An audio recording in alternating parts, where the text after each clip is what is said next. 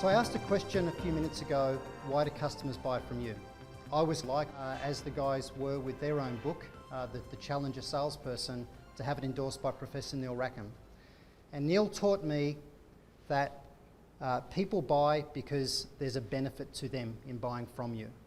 And he defined a benefit as something that solves a specific, acknowledged business problem. If what you're offering doesn't solve a specific acknowledged business problem, it's not a benefit. So when you say, this is why someone buys from me, it really needs to be written around you solving a serious, specific problem for them. The other reason that people buy from us, and it was also spoken about today, is trust. One of the laws of selling is that people buy from those they like and trust. And the point was very correctly made that trust is more important than like. But if trust is both a given, they'll tend to buy with the person that they like or the person that they feel the strongest cultural alignment with, where you share values. But when you think about trust, we often think about it in terms of one-to-one selling. But when you're selling in complex environments to big organisations, how do they form collectively a view where they trust you? And I just want to give you a formula, and it's on that sheet of paper if you want to just write the explanation down. But trust equals understanding plus shared values. If the buyer believes that you understand them, their industry, their environment, their challenges, the constraints within which they operate, their internal corporate culture, if they feel that you understand them and they feel that you have shared values around delivering successful outcomes for them, then you're going to go a long way to building trust. But there's a second element. The other element of building trust is capability plus reputation. They need to know that you are capable of delivering for them, and they need to see your reputation as being A grade. And you need to be able to prove it and demonstrate it. It's not words from the salesperson, it's demonstrable. So trust is one element. If we take things a level to a level of more complexity, if you're selling especially to government and also big organisations, they'll go beyond, hey, we'll buy from someone that we trust. It then goes down to value for money. I'll use that importantly rather than just price. Price is part of value for money. But here's an equation for value for money. Now, you may not ever see this formula in a tender document or a bid document from a buyer. They won't express it this way, but these are the things that we've nevertheless got to uncover, understand, and play back to the customer as why we think that we're the best choice for them. And value for money equals, are we fit for purpose? So is the thing we're offering fit for purpose in solving the problem that they've got? And it's important not to be perceived as over-engineered, because that doesn't just create price concerns, it can create cost of ownership concerns for the customer on their side. So is it fit for purpose? Plus, does anyone want to hazard a guess what LRP stands for? Lowest risk profile. So is what you're offering fit for purpose, and are you the lowest risk profile of the people that we could buy from? And then they can divide that by total cost of ownership. Now, the thing that's interesting here is that it's very important to not walk in and project what you think is value, or project what you think are the unique differentiators for you in the marketplace. And I just want to give you a little example. I've got a customer in Sydney, and they shortlisted down to us and Microsoft. And Sugar CRM is a very small company when you compare it with Microsoft. And Microsoft walked into the customer and they plonked on the desk a Gartner Magic Quadrant report. So Gartner do assessments of IT companies, and they have a Magic Quadrant. And if you're in the top right-hand corner of the Magic Quadrant, it means you're a leader and you've got lots of capabilities, and therefore you're the best. And Microsoft said, here's the Gartner report. We're on the top right-hand quadrant of Gartner's report, and that means that we're absolutely the lowest risk and you should buy from us. Sugar CRM is not in that Magic Quadrant, so why would you buy from them? Now, what they hadn't bothered to do was to actually ask the customer, where do they see risk? And if they had asked the customer, as we did, where do you see risk? And they said, well, we, the buyer, want to deal with a supplier that's in the Goldilocks zone. Someone who's big enough to deliver, but small enough where we're an important customer and have a voice. So that if we have problems or challenges or we want enhancements made to your product, we're big enough where we'll get a voice and you'll listen to us. We don't want to be a tiny rounding error for somebody and just have no voice. That's important to us. So they saw more risk with a giant vendor than with a smaller vendor. Now, not every buyer would see it that way, but for those people making the decision, that's how they saw it. And by asking the right questions, we actually understood that. The other thing is, how does someone define total cost of ownership? How do they do that? Because you can make dangerous assumptions about total cost of ownership. You need to understand that metric within their organisation. And often the junior people that we get stuck selling to, the people who can say no but not yes, often just don't know the answers to these questions. They're busy evaluating features and functions. So why do customers buy from us? I think a good definition is that they buy from us because we're the best value and the lowest risk in meeting their specific business needs. That's why they buy. I'd like to give you a couple of case studies. I want to give you some examples of organisations in the marketplace that have changed the rules on their competition because they've had a look at their business model. They've had a look at cost of sale. They've looked in the mirror long and hard about this issue of commoditisation. And rather than stick their head in the sand, they thought, we need to do something that's game-changing. Back in the 90s, I worked for Digital Equipment Corporation, one of the best IT companies that's ever existed. Big iron for computer rooms, massive processing, very fast. A company run by engineers, not salespeople, who end up getting bought by a PC company, Compaq. But if you think about computers, when they first came out, they were incredibly expensive, very expensive, and expensive salespeople could afford to go and sell them. They could earn a very good income. And the same was true of telex machines and fax machines and pagers and mobile phones and all kinds of things. And the people building these machines, building PCs, I think you'd agree, they would see their machines as high-value solutions. We'd all agree with that? But over time, what happened to their high-value solutions? They became commodities. They didn't like it. They tried to bundle firmware and network cards and all sorts of other things and software to get away from commoditisation.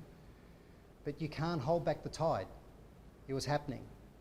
And what Dell did is Dell accepted that PCs and laptops are just becoming a commodity.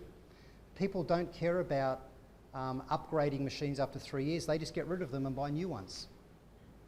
So they accepted that they were in a commodity market. And what they did is they decided to change the rules on the whole industry. So up until this period of time, the way the industry worked is every manufacturer would do their own design, but it was hard to differentiate that much because they all sourced the components, the raw components, from the same manufacturers up in Asia. So they were really designers, component assemblers, and then put their brand on there and did marketing. And what happened is the PC manufacturers would make in volume to get the economies of scale and get the price down. They would then ship all of these high volume products to distributors who would then ship these products to resellers or retailers or systems integrators who would then sell to end users and companies. But every day that one of these products sat in the channel, it depreciated. It was like fruit in a fruit shop. It was becoming worth less and less every day that it stayed there. And what Dell decided is, let's change the game by changing the supply chain. And let's stop focusing on leapfrogging somebody with technology, because we just get leapfrogged again in 6 weeks' time anyway, and completely change the rules on the competition. So that was what the supply chain looked like for HP, Compaq, Digital, IBM. And IBM ended up selling off their PC business. They recognised that it was a commodity business they didn't want to be in. When I said take things away from salespeople so they can focus on value, IBM took PCs away from themselves to go focus on value. They realised whenever they held onto that PC business, it was a distraction, because there's a big opportunity cost in pursuing things that are wrong or that you can't win, because you don't do the level of quality on the things that you can win, or allocate the time to the things that you should pursue. So Dell changed the rules. They took 2 steps out of the entire equation. They said, nobody will be able to beat us on price because our supply chain business model is unbeatable. Everyone had the same kind of volumes up until that day, and they changed the game in the PC industry. Let me talk about another example. You think about the phone market. My first job in sales was 25 years ago, and I had a great sales manager and sales mentor that taught me how to sell. And I ended up doing the largest deal in Australian history in the radio paging industry. I sold to IBM at 70% higher prices than they were paying the competitor. It was a fantastic experience for me. I learned a lot about selling and about value. I was also selling mobile phones when they came out. And that phone on the left, I think that's a Raycal Motorola. They all kind of look the same, sort of a brick, and they were briefcase phones, crazy phones. Those phones were $7,000 a pop, and there was no call plan. And guys in suits drove around in company cars selling phones to people.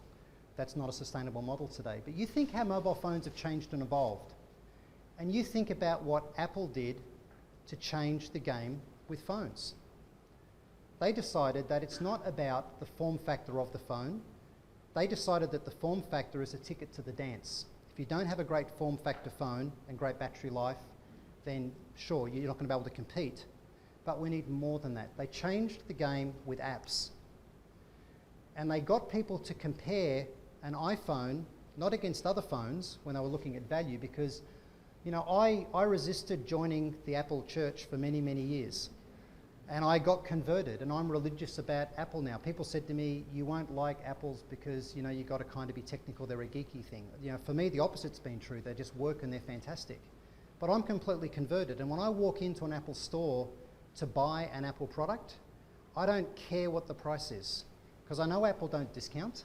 The price is what it is, and it's value for money. And what Apple did a great job of doing is they got people to compare the price and the value of what they were selling me or you, not with other phones, but with the fact that this iPhone will do what a phone does, plus what a TomTom would do in your car. You can get weather images and radar images. It's an awesome camera. You don't need to own a video camera anymore. My parents-in-law on the weekend had their 50th wedding anniversary and my mother-in-law's 70th birthday, so the whole weekend was at parties and things. Everyone had cameras and I had my iPhone, and people were commenting on how fantastic the photos were on my little iPhone and the videos. Why would you own a still camera, a video camera, a TomTom? I just have it all on an iPhone. And I'm comparing value with all of those devices. So it's cheap. I don't care what the price is. So they got people to compare from a value point of view, not with direct competition, but with what it can do for the person. And they give people an experience that I just think blows the competition out of the water. That's actually the Sydney Apple store when it opened. Amazing experience for people. So that's all very well for the consumer market. Let's go back and talk about complex enterprise selling or corporate selling. We need to get salespeople to move to value, and it's a tough thing to do. It's a tough thing to do. Everything that we need to do in our organisation that's worthwhile is in essence a change management project. Whether you're changing the way that people are gold and remunerated, whether you're implementing a CRM system, whether you're trying to get sales and marketing to work together, these are all change management projects. And what's impressed me so much today in the case studies was the way that these organisations, including Heinz, the way that they managed change. They did beautiful videos, they got testimonies of people inside their own organisation to sell the whole organisation on why this is important. If you look at what the National Australia Bank did, they got the top executives in the organisation to say, we're not executive sponsors of this program, we're beyond that. We are absolutely committed. We've bought Miller Heiman for 5 years. We're not going to see how it goes. We are committed, and everyone in this organisation is going to start using these processes, beginning with us. When a senior manager says to a salesperson, stop the car, gets out and walks back to the airport because they're not using the tools and processes properly, you send a message and you really drive change in an organisation. It's absolutely what's necessary. So when you're wanting to sell at that very, very high level, we need this top-down approach. This is in essence what the challenger model is all about. The old way of selling, the way that marketing taught selling how to sell in the 80s, feature, function, advantage, benefit, that's that bottom-up approach where you're trying to step up through those things to get to benefits. The problem with features is that they're only of interest to technical people. Functions are of interest to users, advantages are of interest to managers, but you never get to the leader if you're talking that mantra of features and functions. You get blocked. Who's had people in your sales organisation say to you, I can't get around the person I'm working with, it'll damage us in the deal if we try and go above this person and go around them. It's because we started at the wrong level. And when you come to an opportunity late, You're dealing with the people that wanted to talk with you rather than the people that you would prefer to target inside the organisation. Instead of that, what we need is this top-down approach. We need to understand what the drivers are in the customer's industry, for the customer's customers, within their own organisation. We need to know their drivers, industry drivers, and for them as a corporation.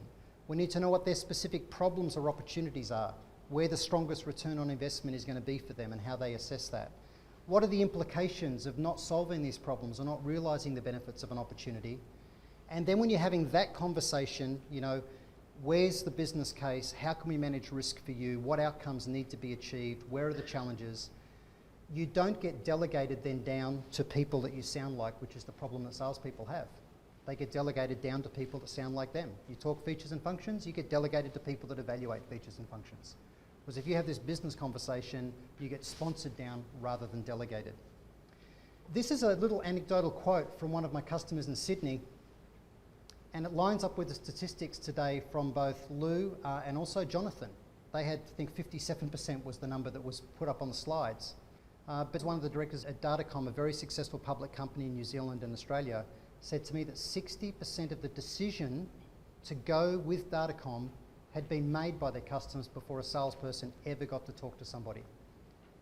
It just goes to show you how important it is to engage digitally, not rely on salespeople. If you think about sales models in your own organisation, this concept of how do buyers buy? You know, the buyer's journey is certainly an overused term, but if you think about this illustration, you know, a customer goes from being happily ignorant, happily unaware of the fact they even have a problem, you know, to becoming aware and then becoming curious, looking at what their options are, building a business case, evaluating the market, and then actually buying.